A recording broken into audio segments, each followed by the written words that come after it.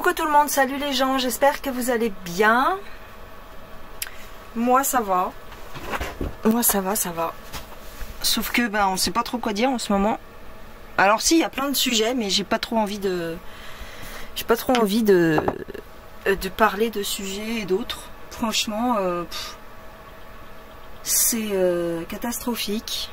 Alors vous m'avez suggéré plusieurs sujets.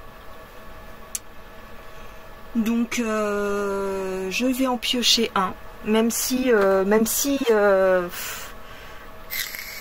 ça va paraître étrange à beaucoup de personnes que je pose cette question-là, mais bon, on va regarder quand même. Hein.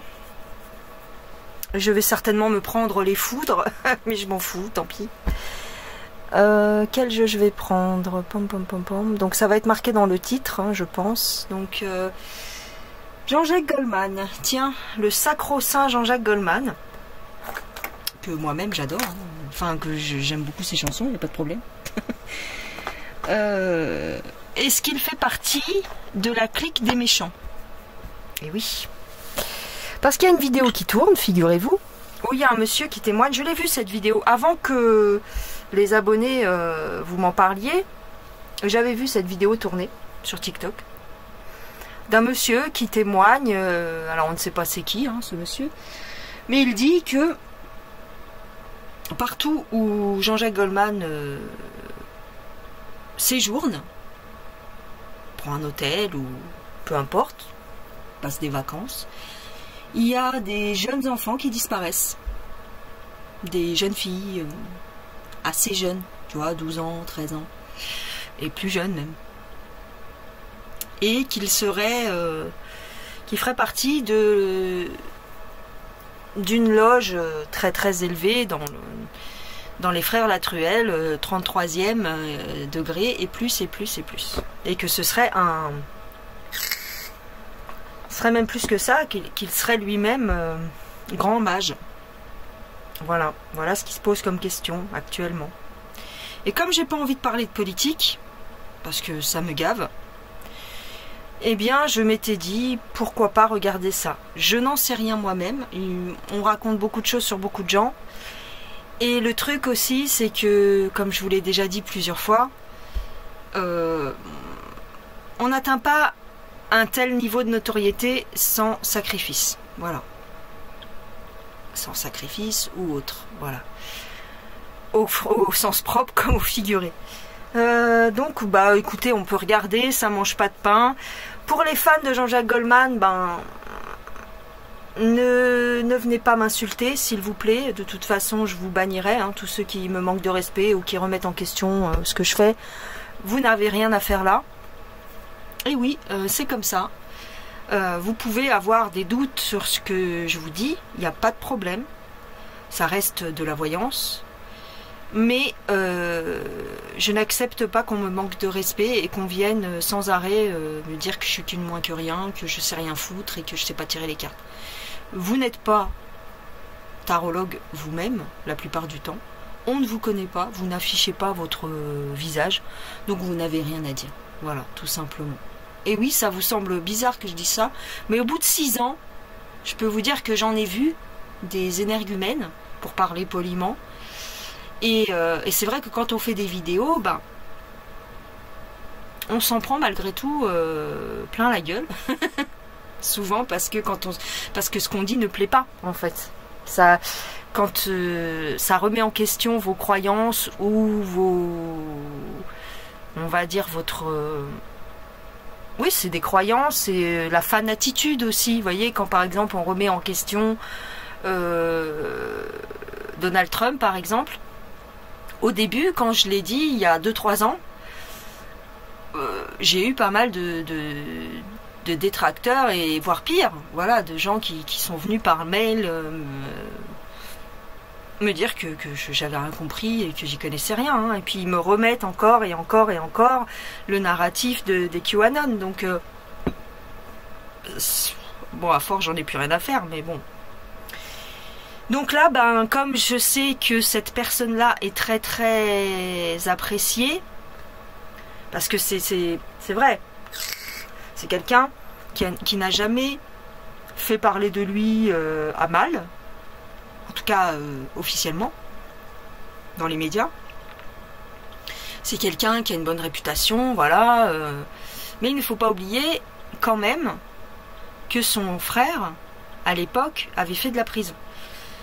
Son frère tournait dans des histoires pas claires, à l'époque, dans les années 70. Donc, je ne dis pas que les chiens font pas des chats, mais dans tous les cas. Donc, on va peut-être remettre en question vos croyances, ici. Et si ça ne vous plaît pas, vous pouvez passer votre chemin sans mettre de commentaires. Voilà. Je considère que ceux qui se fendent d'un commentaire, c'est volontairement pour essayer de me dissuader de faire ce que je fais.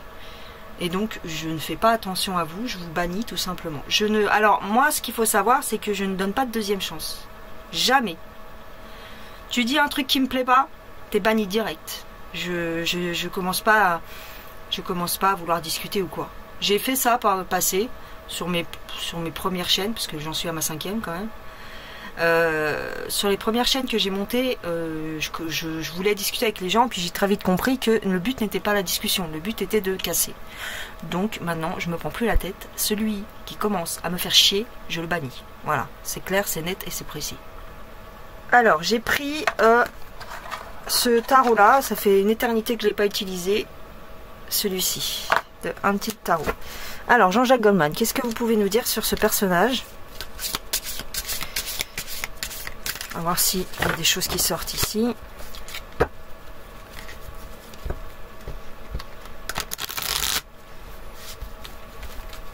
Et après, ouais, je vais prendre la triade après, carrément. Comme ça, on sera fixé. Alors, Jean-Jacques Goldman. Ouais, d'accord. C'est marrant, c'est le blanc et le noir. Comment dire ? Deux visages. Ouais. Beaucoup de monde, ouais, beaucoup de monde confronté au peuple, c'est-à-dire, comment je pourrais... Des fois, j'ai des images et des visions qui m'arrivent et je peux pas vous le traduire, en fait. C'est un peu compliqué. C'est-à-dire qu'il est... C'est un personnage public, en fait, en gros. C'est ça que ça veut dire. Par contre, deux visages, hein, deux aspects de sa personnalité. Ouais. Ah.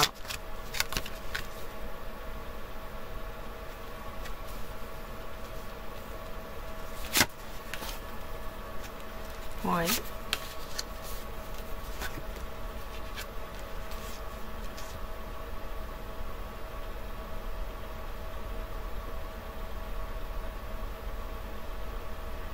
C'est une stratégie.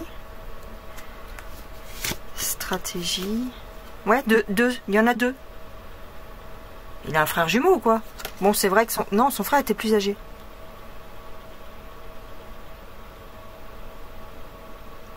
Bipolaire. Stratège.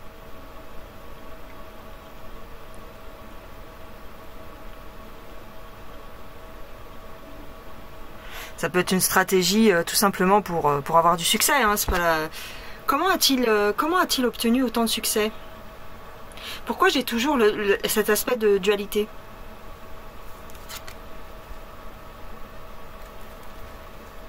On me parle de sa famille, de ses parents. Encore la dualité ici. Pourquoi j'en ai deux? On dirait qu'on en a remplacé un par l'autre. Il y avait deux. Il y avait deux Jean-Jacques. Il y avait deux Jean-Jacques. Il y en a un qui est dans la lumière. Il y en a un qui a du succès. Parce que ici, en fait, on a fait une alliance. On a fait un contrat. Ah! On a sacrifié le mauvais frère pour mettre l'autre dans la lumière. C'est ce que je vous expliquais, c'est-à-dire son frère qui a fait des conneries, hein, étant plus jeune. Il a sacrifié son frère. Alors là. Ok. Donc, il y a une histoire de sacrifice. Sacrifice. Dentifrice. Il y a une histoire de dentifrice par rapport à son frère. Ok, donc je vais prendre la triade. Hop.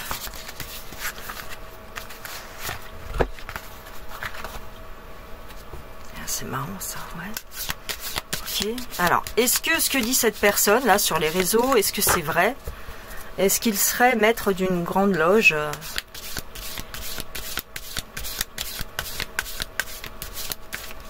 Je suis en train de réfléchir à d'autres choses. Ordinateur, bah tiens, l'ordre.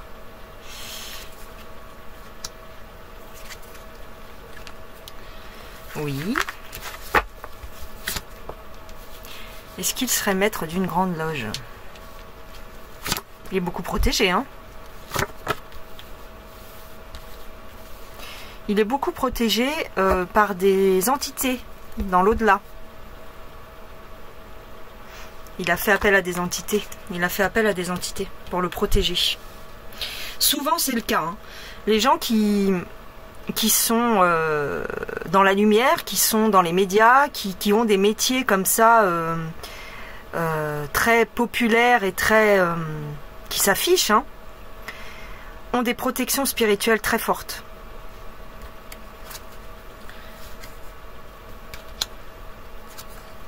C'est marrant, pour quelqu'un qui fait de la musique, on parle de silence, mais on parle aussi de musique pour ouvrir la voie vers la musique. Ok. Ah, j'ai une période très difficile, une période, comment on appelle ça? La traversée du désert, littéralement. Il a fait appel à des entités pour le protéger et pour lui ouvrir la porte vers la musique. Ouais. Ça a été fatal pour lui, ça a été une erreur. Parce qu'il est coincé. Il a dû sacrifier des bambins. Des jeunes. Ouais. Il doit sans arrêt renouveler ses vœux, sans arrêt pour garder cette protection spirituelle. Il est régulièrement obligé de faire des sacrifices pour garder cette protection en fait. Il est certainement pas le seul. Bah voilà, c'est clair, c'est net et c'est précis. Regarde. Juste après le sacrifice, on a le diable.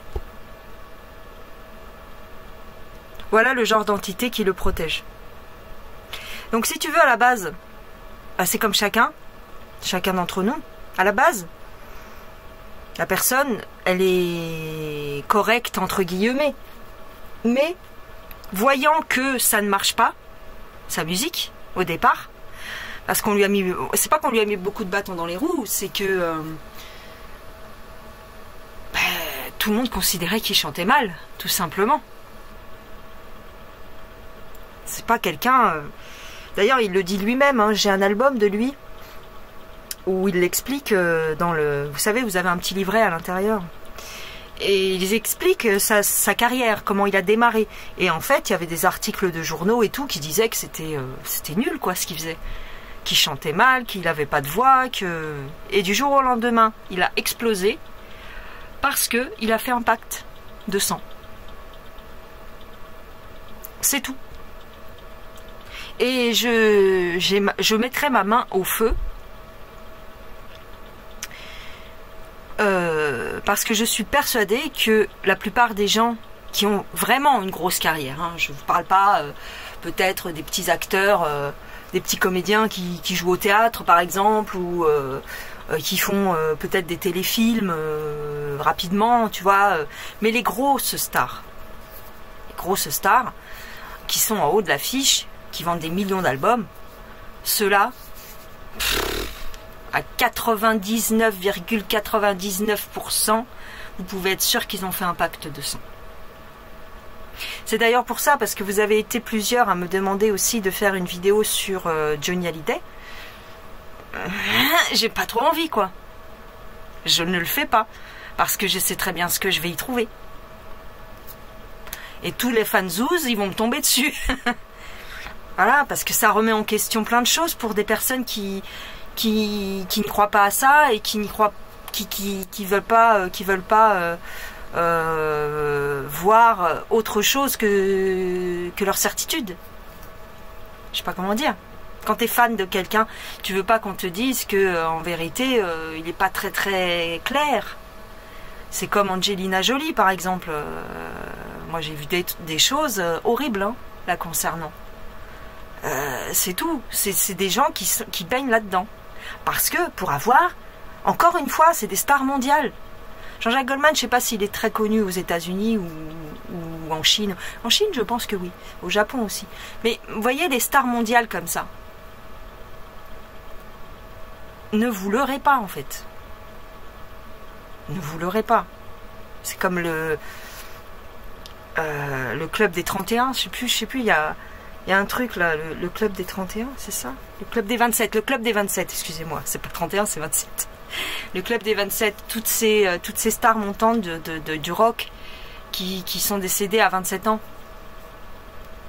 Comme Amy Winehouse, par exemple. Elle fait partie du club des 27. Bah, tous ces gens-là, ils ont fait des pactes avec des entités noires. Voilà. Et donc, et puis bah, c'est tout. C'est des choses qui existent. C'est pas parce que vous ne le palpez pas, c'est pas parce que vous ne le voyez pas de vos yeux que ça n'existe pas. Vous savez par exemple que les ondes qui permettent de téléphoner existent. Les ondes, la fibre internet, ça fonctionne. Je veux dire, les satellites, tout ça, enfin bon, bref, tout le système d'ondes, ça fonctionne. Tu sais que ça fonctionne. Ton téléphone, il marche grâce à des ondes qui sont invisibles à l'œil nu. Et pourtant, tu ne remets pas ça en question. Eh bien, considérez que le monde de l'invisible, c'est un peu ça.